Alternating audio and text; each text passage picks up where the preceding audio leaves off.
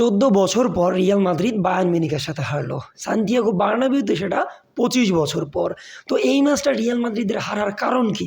সেটা কি শুধুই প্লেয়ারদের খারাপ পারফরমেন্স, যে কিলিয়ান এমবাপে ডেলিভার করতে পারেনি, ভিনিসিয়াস জুনিয়র ডেলিভার করতে পারেনি, আলভারো কারেরাস ডিফেন্স করতে পারেনি, কিংবা ট্রেন্ট আলেকজান্ডার আর্নল্ড ব্লান্ডার করেছে?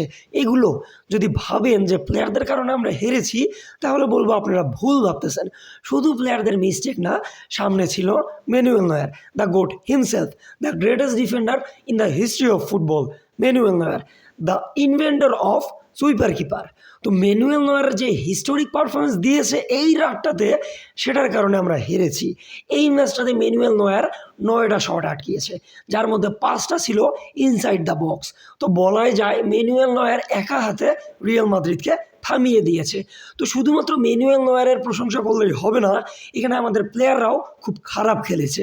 বিশেষ করে Vinicius Junior, Kylian Mbappe, Thiago Pitarch, তার সাথে সাথে ছিল আলভারো কারেরাস এবং ট্রেন্ট আলেকজান্ডার আর্নল্ড। তার সাথে সাথে বায়ার্ন মিউনিখের প্লেয়ারগুলো অসাধারণ খেলেছে।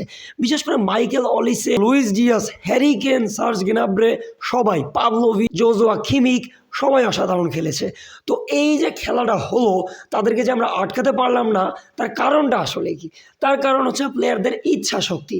যদি আপনারা দেখেন, প্লেয়াররা ওইভাবে তাদেরকে ডমিনেট করার ট্রাই করেনি।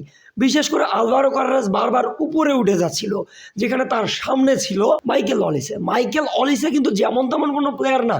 মাইকেল অলিসে বর্তমানে টপ লেভেলের প্লেয়ার এবং বর্তমানে সবচেয়ে বেশি অ্যাসিস্ট প্রোভাইড করা প্লেয়ার। এবং সেই মাইকেল অলিসের সাথে সে একটা ডুয়েল উইন করতে পারেনি, সে লিটারালি 9টা ডুয়েল হারিয়েছে মাইকেল অলিসের সাথে। সে মাইকেল অলিসে তার সামনে থেকে 5টা বিগ চান্স ক্রিয়েট করেছে। তো বলাই যায় যে মাইকেল অলিসে লিটারালি আলভারো কারেরাসকে ওন করেছে। তার পাশাপাশি ছিল লুইস ডিয়াস। লুইস ডিয়াসকে আমাদের ট্রেন্ট আলেকজান্ডার আর্নল্ড কোনোভাবে আটকাতে পারেনি।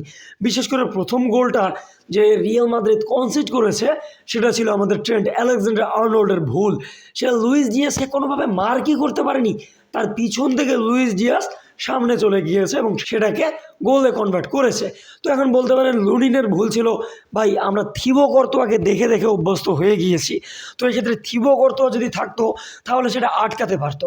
কিন্তু লুনিন সেটা পারেনি, কারণ লুনিন আমাদের স্টার্টার না, সে আমাদের বেঞ্চ প্লেয়ার কিংবা second choice goalkeeper.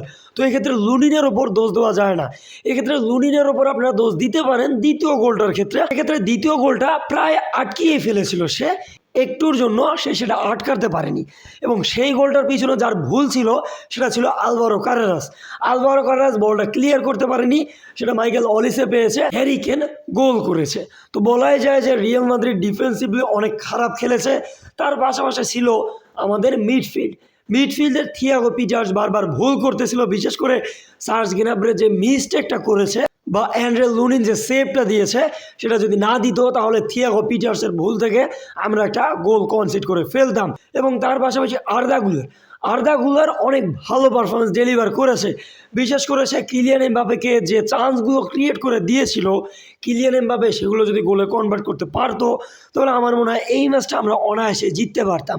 Kylian Mbappe যে মিসগুলো করেছে, এগুলো মিস বললে ভুল হবে। যেভাবে ম্যানুয়েল নয়ার এগুলো আটকিয়ে দিয়েছে, তো বলা যায় যে রিয়াল মাদ্রিদের কপালই খারাপ। যদি মিস বলতে চান, তাহলে বলতে পারেন আমাদের ভিনিসিয়াস জুনিয়রের মিসটা। ভিনিসিয়াস জুনিয়র 1v1 ম্যানুয়েল নয়ারের সামনে যাওয়ার পরও সে ম্যানুয়েল নয়ারকে কাটিয়ে বলটা বাইরে মেরেছে। তো বলা যায় যে এই কারণে রিয়াল মাদ্রিদ ইকুয়ালাইজার দিতে পারেনি বা ম্যানুয়েল নয়ারকে বিট করতে পারেনি। তো বলা যায় যে রিয়াল মাদ্রিদ অফেন্সিভলিও অনেক বেশি খারাপ ছিল। যে গোলটা এসেছে, সেক্ষেত্রে ট্রেন্ট আলেকজান্ডার আর্নল্ড একটা ক্রস দিয়েছে, সেটা থেকে গোল করেছে আমাদের কিলিয়ান এমবাপে। এবং এই গোলটা করার আগে রিয়াল মাদ্রিদ যে সাবস্টিটিউটগুলো করেছিল, বিশেষ করে জুড বেলিংহাম যখন মাঠে এসেছে এবং আমাদের ব্রাহিম ডিয়াজ যখন মাঠে এসেছে, তখন রিয়াল মাদ্রিদ খুব ভালোভাবে প্রেস করতে পেরেছে এবং এই প্রেস করার কারণে রিয়াল মাদ্রিদ গোল করতে পেরেছে। তো বলা যায় রিয়াল মাদ্রিদের স্টার্টারগুলো ওইভাবে কাজে আসেনি। তো কাজে যে আসেনি, এক্ষেত্রে আপনারা কোচের উপর আঙুলও তুলতে পারবেন না, কারণ এই স্টার্টিং লাইন আপ নিয়েই আমরা ম্যানচেস্টার সিটিকে হারিয়েছিলাম। তো বলা যায় যে এইভাবে রিয়াল মাদ্রিদ তাদেরকে ডমিনেট করার ট্রাই করেছিল কিন্তু করতে পারেনি। এবং এই ম্যাচটাতে রিয়াল মাদ্রিদের সবচেয়ে বড় লসটা যেটা হয়েছে সেটা গোল খাওয়ার কারণে হয়নি, সেটা হয়েছে আমাদের চুয়ামেনিকে হারানোর কারণে। কারণ চুয়ামেনি একটা ইয়েলো কার্ড পেয়েছে এবং সামনের ম্যাচে আমরা চুয়ামেনিকে মিস করতে চলেছি। তো এই ম্যাচটাতে পুরোপুরি বলা যায় Michael Olise, Luis Diaz, Harry Kane, Serge Gnabry এরা আমাদেরকে প্রায় ওন করেছে, আমাদেরকে না ওন করলেও আমাদের ডিফেন্স লাইনকে ওন করেছে।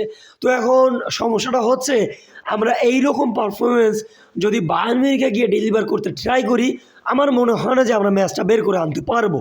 তো সামনের ম্যাচে আমার মনে হয় আমাদেরকে এইডার মিলিটাওকে ট্রাই করতে হবে স্টার্টিং থেকে, তার পাশাপাশি জুড বেলিংহামকে স্টার্ট করতে হবে। এবং এইভাবে যদি আমরা স্টার্ট করি তো আমার মনে হয় ম্যাচটা আমরা বের করে আনলেও আনতে পারি। আপনাদের কি মনে হয় কমেন্ট বক্সে অবশ্যই জানিয়ে দিবেন। দেখা হচ্ছে অন্য কোনো ভিডিওতে, ততক্ষণ পর্যন্ত সাথেই থাকবেন। আসসালামু আলাইকুম। হালা মাদ্রিদ, ইনাদামাস সু।